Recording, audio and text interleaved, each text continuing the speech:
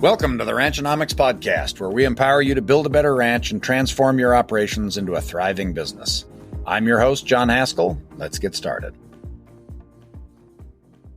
All right, Dallas Mount, welcome to the Ranchonomics Podcast. Great to see you, buddy. How are you? Great, John. Thanks for having me back on. You bet. We are going to talk today about thinking about your future while trying to ignore your past. This is an important thing that we are going to visit about today, where when we are in a situation we don't want to be in, we sometimes want to try to get back to zero and start over again. We've done a couple of presentations together, one recently where you walked through this, and I really wanted to make sure we covered it together. Dallas, would you walk us through your exercise about how to reconsider all of your assets? Sure. Yeah. So, us like you, we work with a lot of multi-generation family farm and ranches. And one of the things that comes with that is over the decades, we acquire a set of stuff and we have capital invested in these things, whether it's cows or machines or even real estate, right? And oftentimes, once we kind of look up and look around, we find ourselves trapped by these things, right? And these decisions that maybe came before us or that we made in a previous time. So one of the things that I found is pretty useful is to free up our thinking a bit around this stuff and where we have our capital developed. So capital deployed, sorry. One of the exercises that we often do in Executive Link primarily, but we were together here, we found the time to do it, is to sit down with a particular ranch, and so the listeners could do this for their own place. Go to a whiteboard, grab a flip chart, and on that flip chart, let's make a list of all of these major asset categories, right? So maybe it's livestock, maybe it's machinery, maybe even some real estate could go on the table. But let's start with livestock and machinery because those are a bit more liquid. So the machinery is probably the easier one to pick on. So under that machinery category, I want you to write down, right, what are all the major pieces of machinery that come to mind, right? Tractor number 1, tractor number 2, pickup number 1, 2, 3, 4, trailer 1, 2, 3, right? Right on down the list. Just make a list of all those major pieces of machinery, right? Anything that's worth under, say, $1,000 doesn't need to make the list. But those more major things, let's put them on the list. So my collection of 10-millimeter wrenches doesn't go on there. It doesn't go on there, yeah, right, especially if they're Harbor Freight wrenches. We could leave those on. Yeah, okay, good. Okay, so we've got our list of machinery. Now in the next column, just put a dollar sign above it and go down through there and say, if I sold this today, what am I pretty dang sure I could get for it? Right. So today's market value. And, you don't have to do a lot of research in here. If you're within a few $1,000, you're probably close enough. So put all those numbers down there under the machinery list, run down through that, and then total it up at the bottom. Do the same thing with livestock. Now, when we get there, let's take those numbers, machinery, livestock, right? Maybe there's some other asset classifications you want.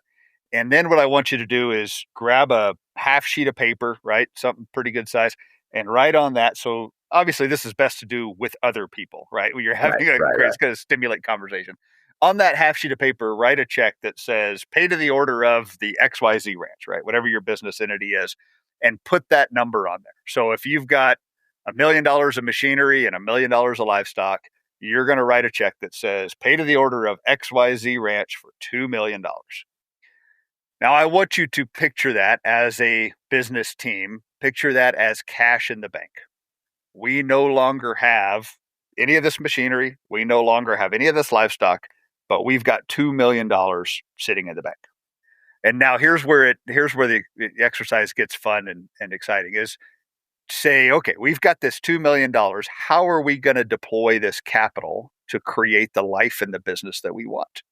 And everything on those lists that you made is for sale, but it's for sale at that price that you listed. So now is where you can start redeploying that capital to create the life in the business that you want. Are there some things on that list that you would buy? Absolutely.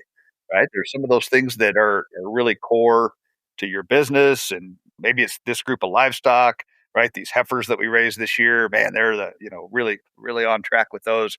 Some of those machines, obviously, are things that you need to do to keep the wheels of the business turning, right? I'm not I'm not against owning machinery. There's some of it that you absolutely need.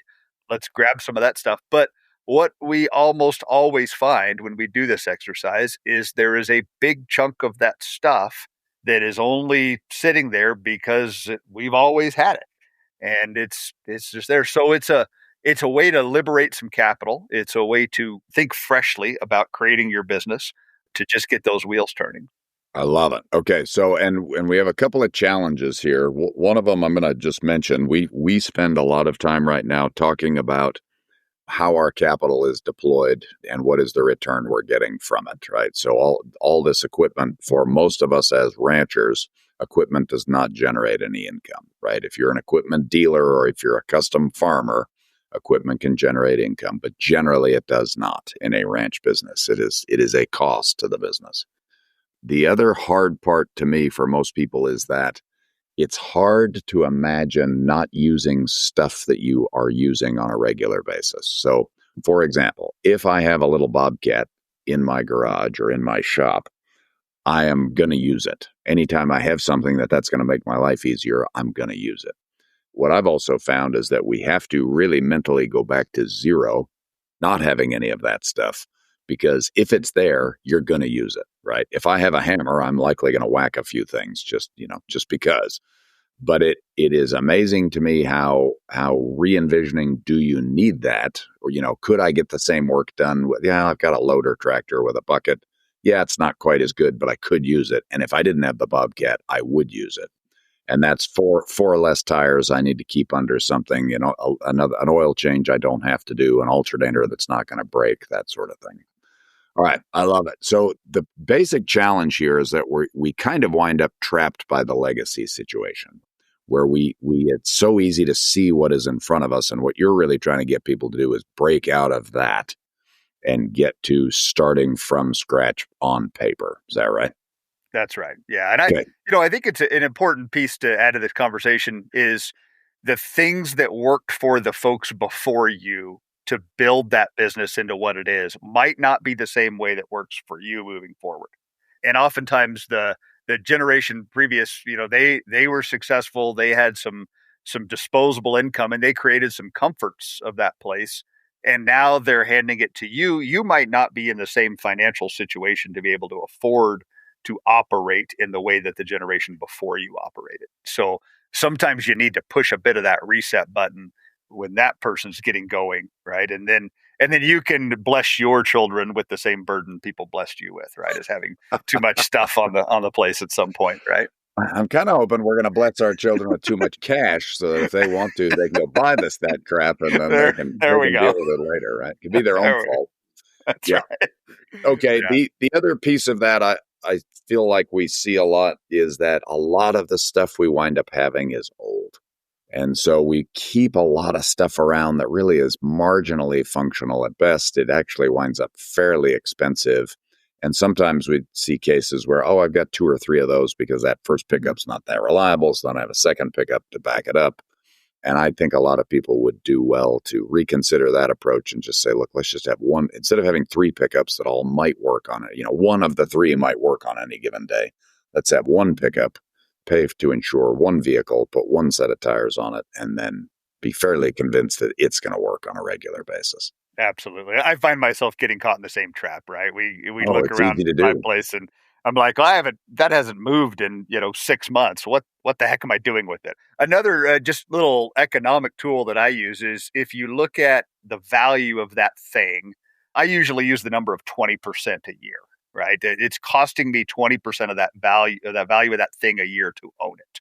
So if I own $100,000 piece of equipment, my annual cost of ownership is about $20,000.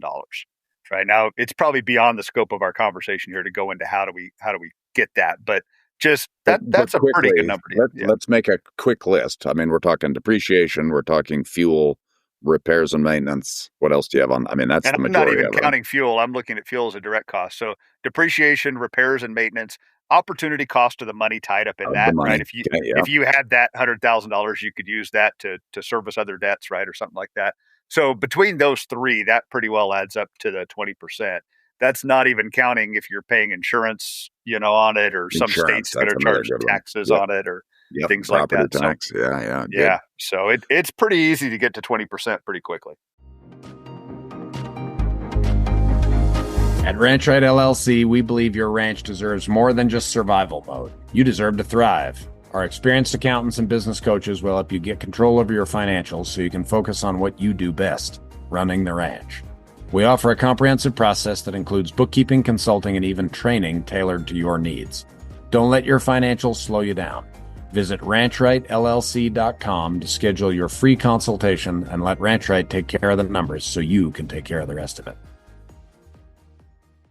So you would compare that again. Most of us are ranchers, so livestock is our business. So if we take that 20% cost out of the $100,000 piece of equipment, so there's 20%, right? $20,000. So if instead we turned around and put that money into something that actually is going to make us money, assuming that's our livestock in our business, not only have we removed the $20,000 cost, but if we have a 20% return on those livestock, we've actually added $20,000 in income.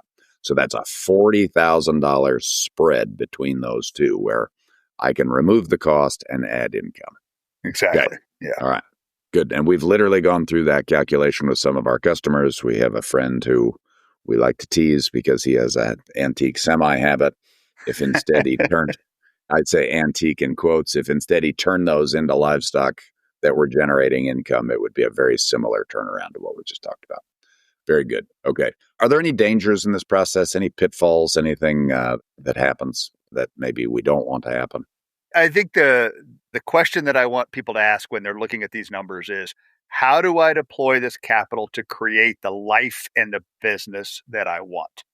Right. So we need to balance life and business.